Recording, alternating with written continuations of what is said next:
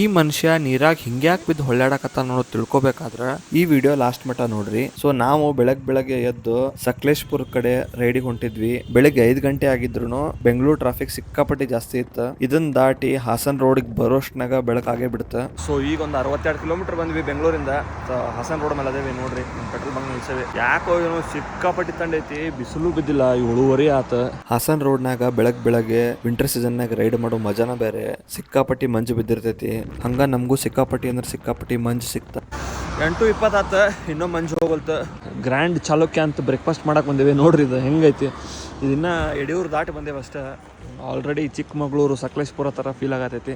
So ಈ ಚಳಿ ಒಳಗ ಬಿಸಿ ಬಿಸಿ ಇಡ್ಲಿ ವಡ ತಿಂದ ಹಾಸನ್ ಟ್ರಾಫಿಕ್ ನ ಕ್ರಾಸ್ ಮಾಡ್ಕೊಂಡ ನಮ್ಮ ಸಕಲೇಶ್ಪುರದ ಕರ್ವಿ ರೋಡ್ಸ್ಗ ಎಂಟರ್ ಆಗೇ ಬಿಟ್ವಿ.